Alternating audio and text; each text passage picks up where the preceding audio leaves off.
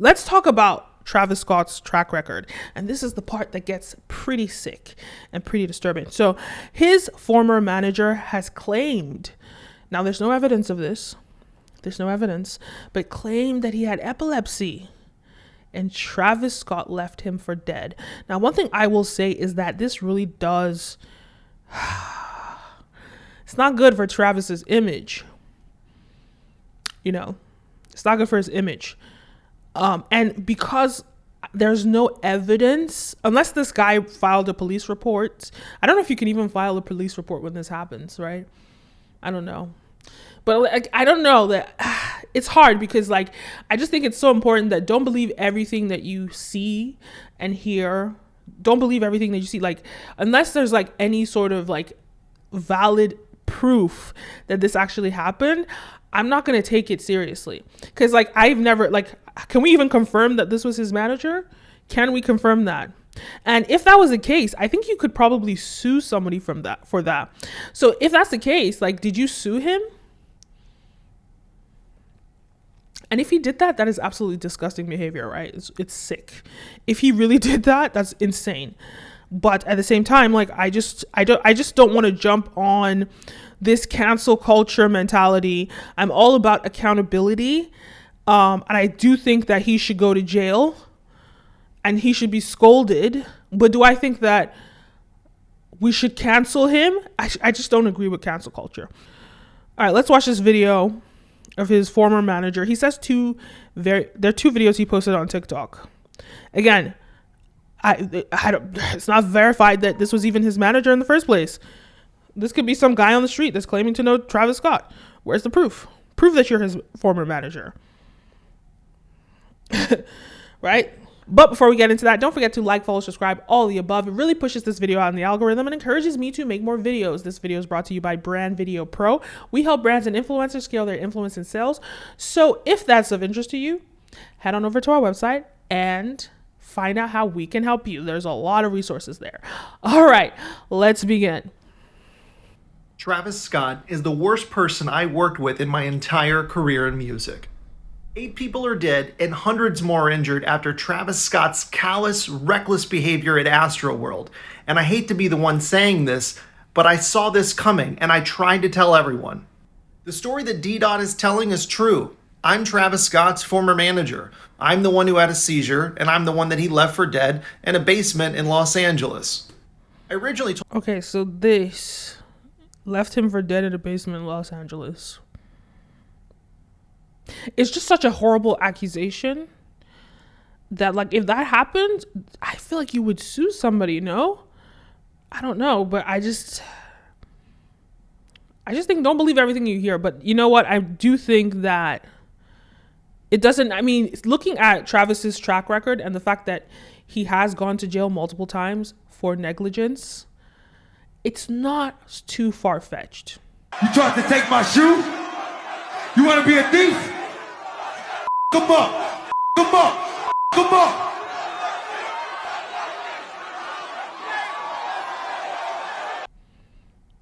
But I just don't want to jump on the I don't want to jump on the bandwagon of cancel culture either. I just want to weigh this in the most sort of like balanced way possible.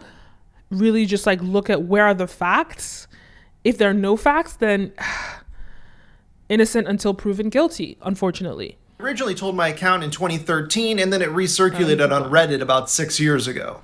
The stories coming out of Astroworld and all the videos documenting the evidence are quite clear, and they align with what I know about Travis Scott. When he sees people— Well, this is an email. Well, again, this is not an email. This is a Reddit post. But like, I'm going to, like, he said he originally told somebody. Where's the evidence? Like, bring the evidence, you know? In harm or danger, he tends to only continue thinking about himself. And to make it worse, he's been doing this for years at other concerts. I could go on and on about the theft of sessions, assaults, and all the— Well, here we go. This is, I mean, we've seen proof of this. He was performing as people were dying. We saw that. right? Did he watch them die? Like, I saw a video, Impressive basically said that he was literally still performing as he saw people like passing out. In fact, there was a video of him standing there singing while watching somebody in the crowd passing out. And I thought that was really, really creepy, to be honest, because it's like nothing was clicking to him that his audience was suffering. That's a little far-fetched because we don't know what his eyesight is like. We don't know that he saw that. Like, we saw a video of him there, but it doesn't mean he saw that happening. But he definitely must have known that something was going on. But at the same time, if this is how his concerts are always, he might really not have known. So it's like, we just have to be balanced, with this and really like weigh this without any sort of just weigh this objectively. Videos documenting the evidence are quite clear, and they align with what I know about Travis Scott. When he sees people in harm or danger, he tends to only continue thinking about himself. And to make it worse, he's been doing this for years at other concerts. I could go on and on about the theft of sessions, assaults, and all the lies that he's told in his career, but the thing that I want you to understand most is this. Yeah, then he goes on to say Travis Scott is one of the worst people, or whatever he said. All right, so there's another video he made, and let's check that out. I think it's time to spill a little tea, as the kids on the internet say, and I don't mind doing this because Travis Scott is genuinely a horrible person. So in 2009, when I met Travis Scott, I was running a site called earmilk.com with my friends Trey and Blake. Earmilk.com. Let's Google it if that's a real site. It's a real website. Okay. Looks like a real legit music website. Okay. And I was a junior level software engineer, and I just finished working for MySpace Music. So I worked in the technology side of music. For Travis, what we did... So how does the technology side of music person become a manager? ...was fake his popularity. I programmed a fleet of SoundCloud bots to artificially inflate his play counts on SoundCloud. This told record label executives that he was much more popular than he actually was. We also did the same thing early on. Okay. First of all, this is irrelevant. This is like an assassination of his character. And then, have you ever heard of the phrase "fake it till you make it"? So, I mean, it's like he's trying to assassinate his character. But let's engage him a little bit. Let's humor him here, right? So, if Travis Scott did this, right, to get attention from labels, he bought followers or whatever. He bought to inflate his SoundCloud.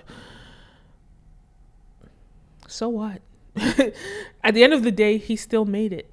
I've seen a few videos talking about this and saying how like the music industry is not a meritocracy, meaning, you do not get famous or popular based on merit, which is true. And guess what? The world isn't a meritocracy. You don't get famous in the world off of merit unless you're really lucky. Like, okay, let me put it this way. Yes, you do. A lot of people do. But most that are at the top, there was something else there. It wasn't just talent, because talent, everybody has talent. Everybody has a talent. Talent's not going to get you far. It's more than talent. It takes more than talent to get to the top. Now, him inflating his view count or his SoundCloud counts, well, he was very lucky to be birthed in an era of social media. Where people couldn't distinguish bot followers. That was the era when people couldn't distinguish it. Now, like, if someone does that, well, we've seen it before. But the point is, Travis Scott hacked the system. Everybody hacks the system. Everybody hacks the system. Every successful person has found a way to hack the system and avoided the meritocracy that everybody thinks this world is based on. It's not. And if he did that, so what? That's what opened the door for him. At the end of the day, he had enough talent for them to believe in him. And I don't even like Travis Scott's music. Like, I like 3 songs of his, if that. Let's say 2.5 songs. I don't even think, I like one. I don't listen to Travis Scott. I'm just gonna be honest. I don't care for him. But at the end of the day, it works. I can recognize that he has talent. I know Kanye said he's a copycat, which is funny. I can recognize that he has talent. But who cares? It's not about talent. Do you know how many musicians are popular now that are not talented? Keep going. With Twitter, you may have noticed, and somebody made a joke about it, that his early followers could make an omelet because they were all eggs. We used software to enhance his visibility via the wrong means.